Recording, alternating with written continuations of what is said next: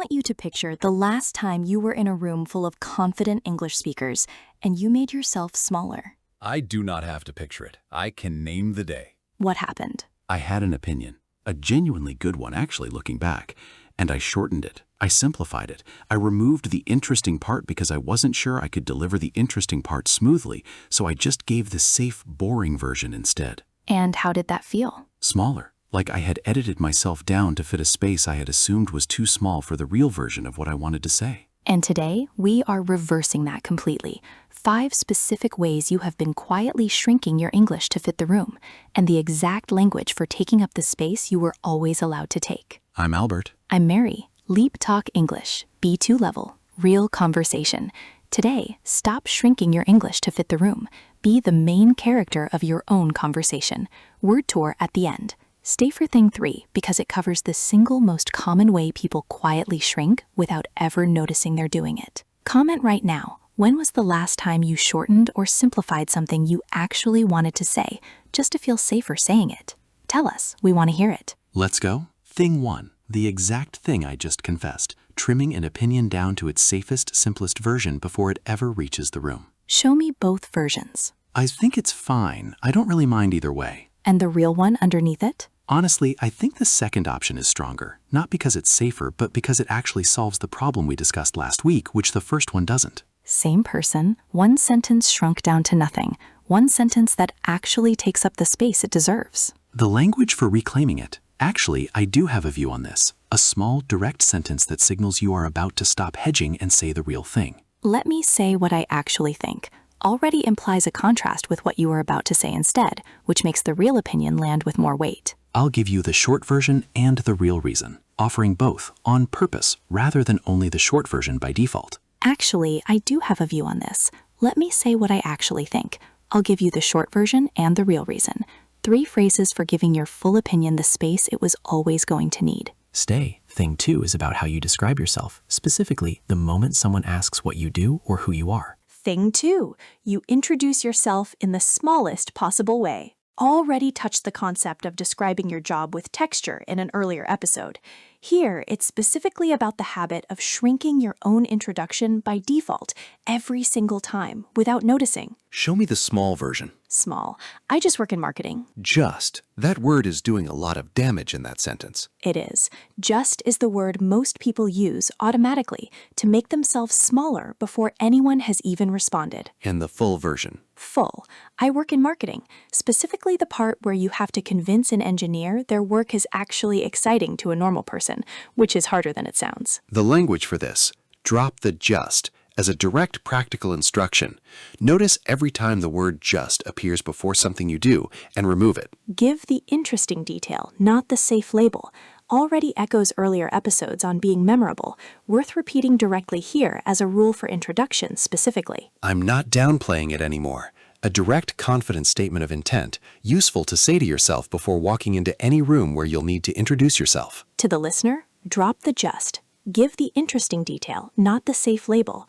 I'm not downplaying it anymore. 3 tools for an introduction that actually takes up its proper size. Stay. Thing 3 covers the most common way people shrink, and almost nobody notices they're doing it at all. Thing 3, and this is the one, the pre-apology.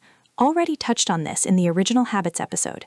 Here, it's specifically framed as a shrinking habit, the most common one of all. Show the pattern. Small. Sorry, this might be a silly question, but... And the question that follows is almost never silly. Almost never. The apology arrives before the content has even had a chance to prove itself one way or the other. The language for removing it. Just say the question. The simplest possible instruction, and genuinely the hardest one to follow in the actual moment. If it turns out to be a basic question, that's fine too. Reframing the fear in advance so the apology becomes unnecessary before you even start speaking. I'm not going to apologize for asking. A direct, internal statement, useful to repeat to yourself in the second before you speak. And the replacement opener, quick question, instead of, sorry, this might be a silly question. Same function, 0 apology, completely standard professional English. To the listener, just say the question. If it turns out to be basic, that's fine too. I'm not going to apologize for asking. Quick question instead of, sorry, this might be silly. 4 tools for the single most common shrinking habit there is. Stay. Thing 4 is about taking credit for things you've actually done well. Thing 4.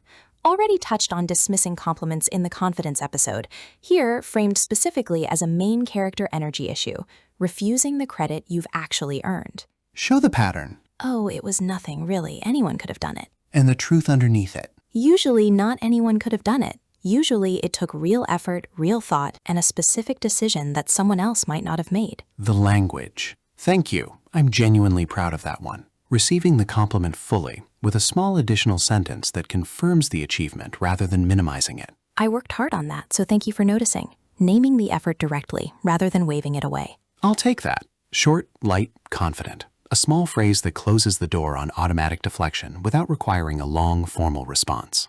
Thank you. I'm genuinely proud of that one. I worked hard on that, so thank you for noticing.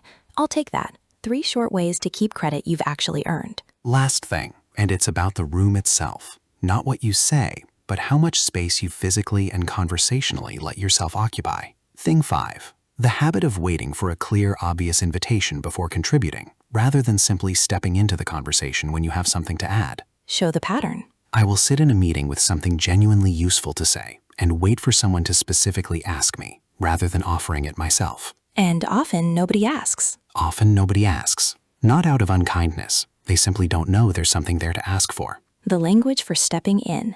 Can I jump in here?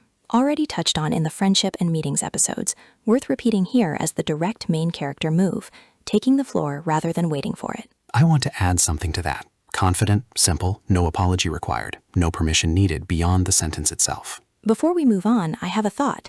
A slightly firmer version, useful when a conversation is moving quickly and about to leave a gap behind it. And the internal sentence to say to yourself first, I don't need to be invited into this conversation. I'm already in it. Can I jump in here? I want to add something to that. Before we move on, I have a thought. I don't need to be invited into this conversation. I'm already in it. 4 tools for stepping into the space rather than waiting at its edge. 5 things. Shortening your opinions before they leave your mouth, introducing yourself in the smallest possible way, apologizing before you've done anything wrong, deflecting every compliment automatically, and waiting to be invited instead of stepping in. And the thing running through all 5, the same thing, is that none of it was ever really about your English level. It was about how much space you had quietly decided you were allowed to take up inside it. You were always allowed to take up more. Today, take it. Word tour. First word, downplay.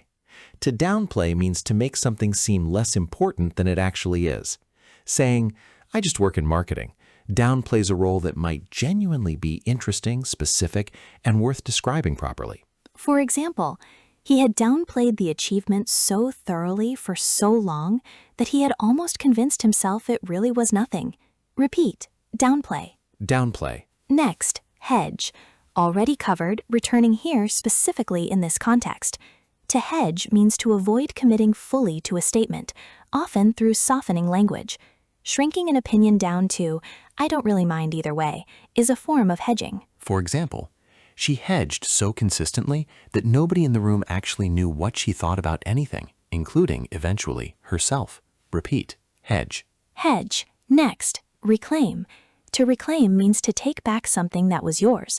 Reclaiming an opinion, an introduction, or a compliment means returning it to its full, original size after having shrunk it. For example, she reclaimed the sentence she had almost cut in half, said the whole thing, the real reason, not just the safe summary. Repeat, reclaim. Reclaim. Next, preemptive.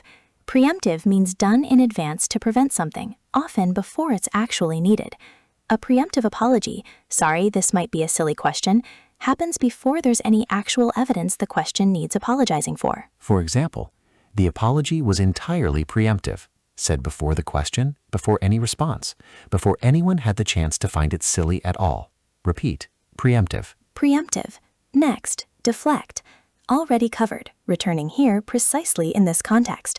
To deflect a compliment means to redirect it away from yourself, usually by minimizing the achievement it was responding to. For example, he deflected the praise so automatically that his colleague had to say it twice before he actually let himself hear it. Repeat, deflect. Deflect. Next, occupy. To occupy means to take up or fill a space. Occupying a conversation means contributing to it actively, rather than only existing quietly at its edges. Stepping in to speak is, quite literally, occupying the space you're entitled to. For example, she had spent years barely occupying any space in meetings at all. Present, technically, but never quite filling the room the way her actual contribution deserved. Occupy. Occupy. Next, entitled. Already touched the concept, naming it directly here. Entitled means having a rightful claim to something. You are entitled to take up space in a conversation. It is not arrogance, it is simply an accurate fact about your standing in the room. For example, he had never quite believed he was entitled to the same space in the room as everyone else, despite every piece of actual evidence suggesting otherwise. Repeat, entitled. Entitled. And our final word, assert. To assert means to state something confidently and clearly, without hedging or apology. Asserting an opinion is the opposite of shrinking it, stating it fully as it actually is and letting it stand. For example, for the first time in the meeting, she asserted her actual opinion, rather than the safe, edited version of it.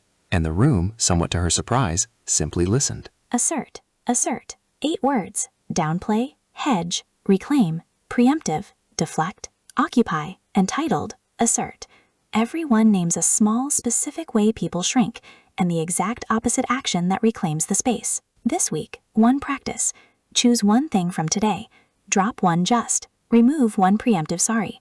Keep 1 compliment without deflecting it. Just 1. This week. Because the room was always big enough for the real version of what you wanted to say. I'm Mary. I'm Albert, LeapTalk English. Thank you for taking up exactly the space you deserve listening to this. See you in the next episode. Bye, everyone. Bye.